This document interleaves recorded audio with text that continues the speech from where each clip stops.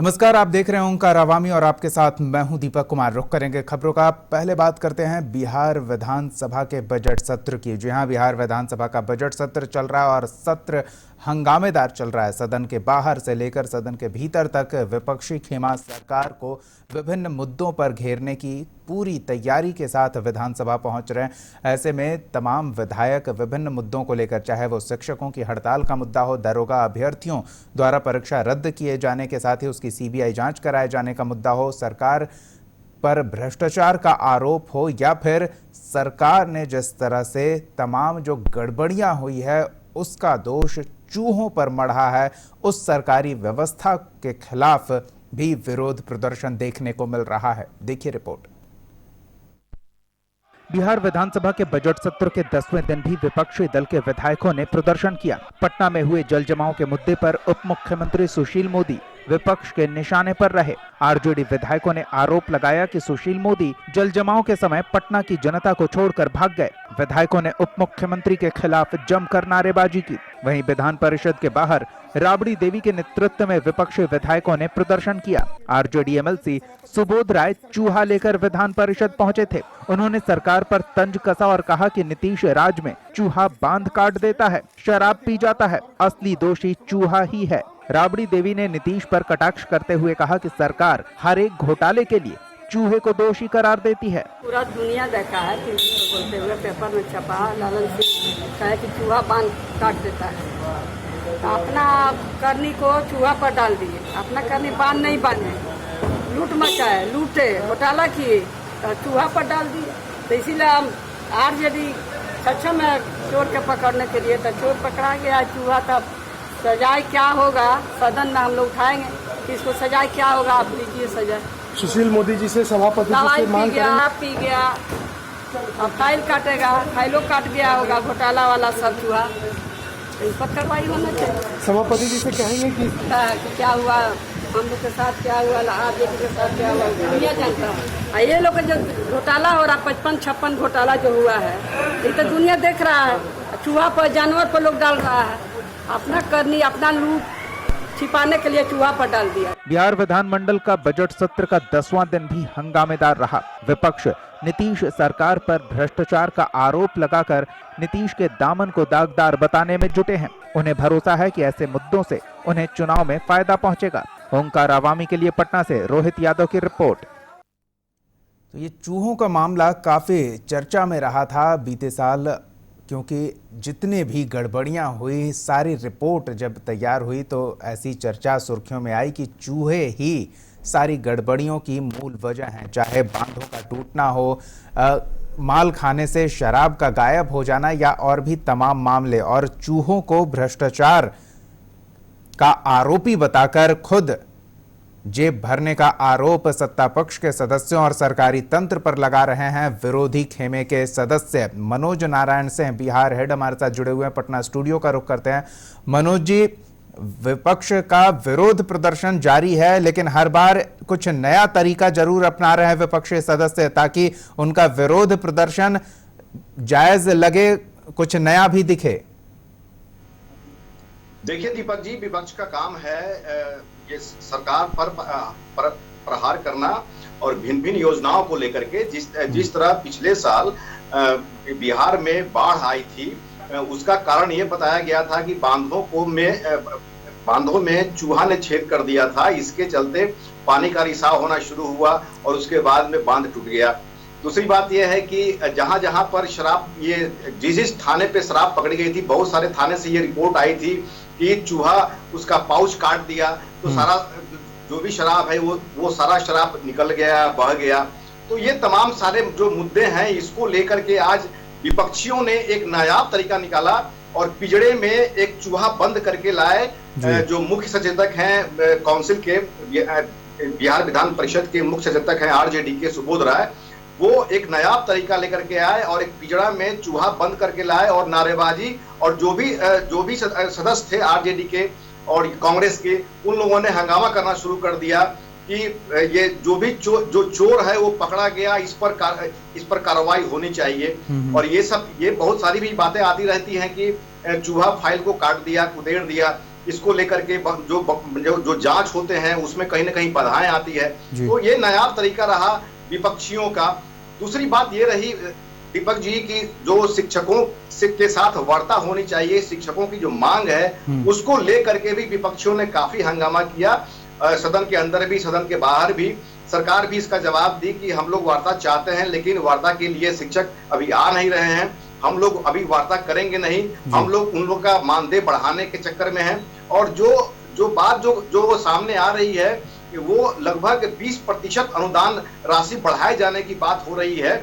लेकिन अब तो ये देखना होगा कि शिक्षक इस पर राजी होते हैं और वार्ता सफल होती है। बिल्कुल है। तो शिक्षकों से जुड़ा मसला भी एक बड़ा मसला है। इस पर शिक्षा मंत्री ने सदन में सवाल उठाए जाने के बाद जवाब भी दिया, न सिर्फ सदन के भीतर बल्कि बाहर आकर मीडिया के सवालों का भी जवाब दिया। शिक्षा मंत्री ने क्या कुछ कहना है उनका, ये भी हम दर्शकों को सुना देते हैं, फिर आगे बातचीत करते हैं। तो सुनिए शिक्षा मंत्री कृष्णनंदन वर्मा ने क्या कहा शिक्षकों के हड़ताल और अन्य मुद्दों को लेकर, जो शिक्षा विभाग में गड़बड़ियां चल रही है उसको लेकर भी।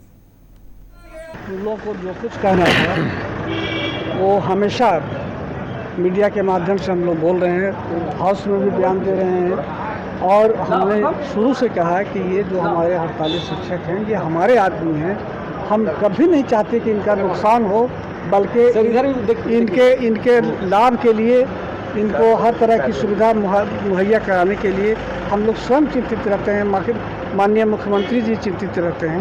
प्रस्ताव के इंतजार में एक बढ़िया वातावरण का निर्माण होना चाहिए, दोनों के बीच में जो गलतफहमी है वो दूर होना चाहिए।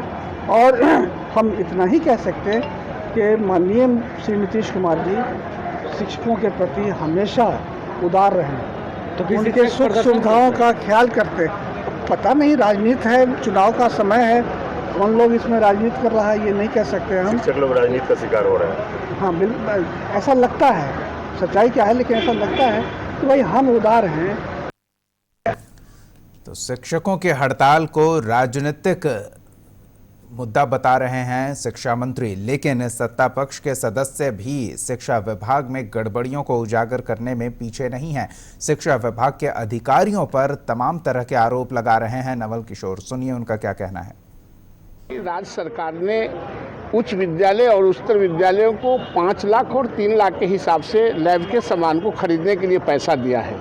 सारे विद्यालयों के प्रधानाध्यापक ने और जो कमेटी बना के 3 आदमी का उन्होंने परचेज भी किया है, यूटिलाइजेशन सर्टिफिकेट भी दिया है।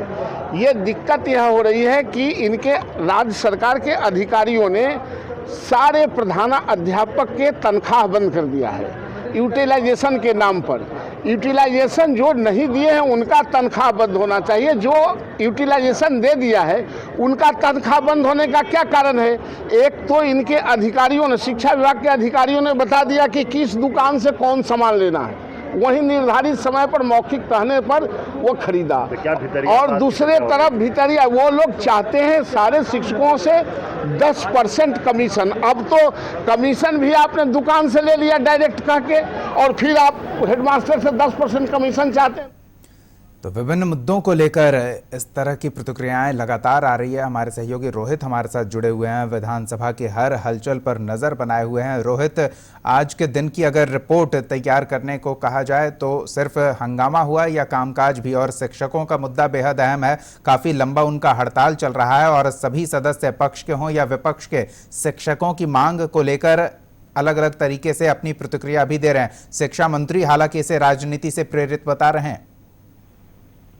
ये तौर पे दीपक जी, बिहार विधानसभा का बजट सत्र जो लगातार चल रहा है और इसको लेकर आज बिहार विधानसभा में और बिहार विधान परिषद दोनों में हंगामा हुआ। और जिस प्रकार से बात कर ली जाए तो जो मुद्दा आज काफी गर्म रहा, विपक्ष की ओर से राबड़ी देवी की तरफ से सरकार को घेरने का प्रयास किया गया। सुबोध राय की तरफ से चूहादानी में चूहे को लाया गया था और सीधे तौर पे चूहे के द्वारा ये जो हालिया दिनों की बात कर ली जाए, जो वर्तमान में राजनीति हुई है जिसमें लगातार जो शराबबंदी हुई है और शराब के जो स्टॉक थे वो चूहे के द्वारा बर्बाद कर दिए गए। बाढ़ में जो बांध थे उनका नुकसान जो चूहे पे आरोप लगाया गया था सत्ता पक्ष के बैठे के लोगों को, इसको लेके आज सीधे तौर पे सुबोध राय जो राजद के एनएलसी हैं उन्होंने चूहे को लेकर आया और सीधे तौर पे कहा कि जो सरकार आरोपी को पकड़ नहीं पाई, आज उसे हम सदन में पकड़ के लाए हैं। तो सीधे तौर पे इस पूरे मामले को लेकर जब सदन में सुबोध राय जब आवाज उठा रहे थे, सरकार के नाकामियों को बता रहे थे कि सरकार के नाकामी का जो सीधा ठिकरा है वो चूहे पे थोपा जा रहा है। इसको लेकर सीधे तौर पे बीजेपी की ओर से कड़ा रुख अख्तियार करते हुए कहा गया कि जो चूहा जो है वो लालू यादव है जो जेल में बंद है। इसको लेकर फिर सदन में काफी जोरदार हंगामा हुआ, तू मैंने तक की स्थिति आ गई थी। तो सीधे तौर पे राबड़ी देवी ने भी सीधे तौर पे नीतीश कुमार पर प्रहार किया और सीधे तौर पे कहा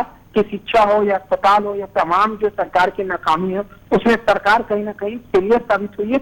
और वहीं दूसरे मुद्दे की बात कर ली जाए, जो शिक्षक हड़ताल पे हैं उसको लेकर सरकार को घेरने का काम किया गया है और इस पूरे मामले को लेकर कृष्ण नंदन वर्मा जो है वो कहीं ना कहीं एक्टिव रोल में नहीं दिख रहे हैं। लगातार इसे राजनीति करार दे दिया कि विपक्ष के कहने पे जो नियोजित शिक्षक है जो लगातार हड़ताल पे है उनके इशारे पे ये पूरा खेल खेला जा रहा है। तो सीधे तौर पे सरकार की तरफ से तो बार बार वार्ता विफल हो जा रही है और जिसका खामियाजा कहीं ना कहीं स्कूल कॉलेज छात्र को भुगतना पड़ रहा है, क्योंकि लगातार इंटर की भी परीक्षा हुई, मैट्रिक की भी परीक्षा हुई, लेकिन जो चुस्ती दुस्ती दिखाना चाहिए था वो नहीं दिख पाया। और कई सालों के बात कर ली जाए तो बिहार में शिक्षा की जो व्यवस्था हुई है चौपट ही लगातार दिख रही और इसको लेकर लगातार आरोप प्रत्यारोप का दौर भी जो है अभी भी लगातार जारी है। विपक्ष से लोग लगातार सवाल उठा रहे हैं सरकार के कामकाज को, शिक्षक के हड़ताल को।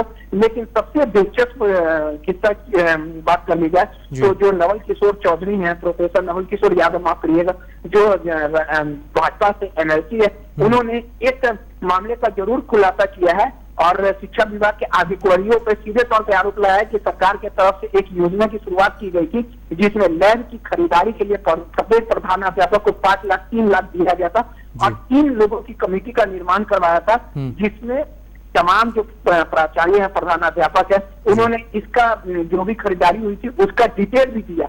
लेकिन 10% के लालच में जो शिक्षा विभाग के अधिकारी हैं जो पूरी तरह से प्रधानाध्यापक तमाम प्रधानाध्यापकों की सैलरी को रोक दिया, इस मुद्दे को उन्होंने कहीं ना कहीं नवल किशोर चौधरी यादव ने अपनी ही सरकार के खिलाफ मोर्चा खोला और इस पूरे मामले को चलिए तो देखते हैं अपने ही खेमे के सदस्य की शिकायत पर क्या सरकार कार्रवाई करती है। बहरहाल धन्यवाद रोहित इस तमाम बातचीत और जानकारी के लिए। पटना स्टूडियो का एक बार फिर रुख करते हैं, मनोज जी हमारे साथ लगातार बने हुए हैं। मनोज जी, शिक्षक हड़ताल राजनीति से प्रेरित है या फिर सत्ता पक्ष के सदस्य शिक्षा मंत्री इसे राजनीति से प्रेरित बताकर अपनी जिम्मेदारियों से बचने की कोशिश कर रहे हैं? देखिए दीपक जी, कमी दोनों तरफ यहाँ पर दिख रही है। एक तरफ जहाँ पर ये चुनाव का साल है और ऐसे में जो हड़ताली शिक्षक हैं उनको विपक्षी पार्टियों का साथ मिला हुआ है, तो जाहिर सी बात है कि जो भी शिक्षक हैं वो उनका मनोबल बढ़ा हुआ है। और सरकार यहाँ पर जिस तरह से कि नंदन वर्मा ने कहा कि वार्ता के लिए कोई प्रतिनिधि नहीं आ रहा है, तो सरकार भी इंतजार कर रही है कि वार्ता के लिए कोई आए। और जो शिक्षक हैं वो चाह रहे हैं कि सरकार की तरफ से ऑफर मिले। तो ये कहीं ना कहीं ये स्वाभिमान की बात है। सरकार अपने ये सरकार एक तरफ अपने मुद्दे पर अड़ी हुई है और जो हड़ताली शिक्षक हैं अपने मुद्दे पर यहाँ पर ये अड़े हुए हैं। तो जाहिर सी बात है इसमें कोई इमीडिएटिंग करने वाला नहीं है या आखिर किसी न किसी को झुकना पड़ेगा, यहाँ पर कोई झुकने वाला नहीं है। तो ऐसी स्थिति में अभी भी ये लंबा ये हड़ताल खींचने की उम्मीद दिख रही है। दूसरी तरफ बात करें दीपक जी, जिस तरह से बिहार में करप्शन का पोल खोले हैं नवल किशोर यादव, जो शिक्षक निर्वाचन क्षेत्र से एमएलसी हैं और वो बीजेपी के हैं, तो उन्होंने जिस तरह से शिक्षा माफियाओं का आज पोल खोला है और सरकार में जो शिक्षा विभाग में जो अधिकारी बैठे हुए हैं उन लोगों के कारनामा का जो पोल खुला है, तो जाहिर सी बात है कि इस पर सरकार को भी चिंतित होना चाहिए और इसकी जांच होनी चाहिए। हालांकि कृष्ण वर्मा से जब ये सवाल किया गया तो उन्होंने जांच का भरोसा दिया कि इसका जांच किया जाएगा, लेकिन ये आने वाले समय में पता चलेगा कि किस हद तक ये जांच होती है। दूध का दूध पानी का पानी होता है। बहरहाल ये जो कुछ भी मामला हो, लेकिन जिस लैब की खरीदारी के लिए पैसा का आवंटन हुआ वो कहीं ना कहीं जब इसमें कमीशन खोरी होगी, चूंकि जो एस्टिमेट बना वो जो मूल्य जो निर्धारित है उसके मुताबिक बना, तो कहीं ना कहीं क्वालिटी में घटियापन जरूर होगा। इसका खामियाजा कहीं ना कहीं विद्यार्थियों को ही भुगतना पड़ेगा। तो जाहिर सी बात है कि सरकार को इस पर चिंतित होना चाहिए, इसकी जांच अच्छी तरह से करवाना चाहिए। बिल्कुल, जी, जांच पड़ताल होनी ही चाहिए। बहुत बहुत धन्यवाद मनोज जी इस तमाम बातचीत और जानकारी के लिए। लेकिन समस्या ये है कि शिक्षक अपनी मांग से पीछे हटने को तैयार नहीं है। सत्ता पक्ष सरकार ने आश्वासन भी उन्हें दिया है कि उनकी कुछ मांगों को मान लिया जाएगा, लेकिन फिर भी शिक्षक अपनी मांगों पर इस बार पूरी तरह से डटे हुए हैं। चुनावी साल है और ये शिक्षक भी समझ रहे हैं, सरकार भी समझ रही है।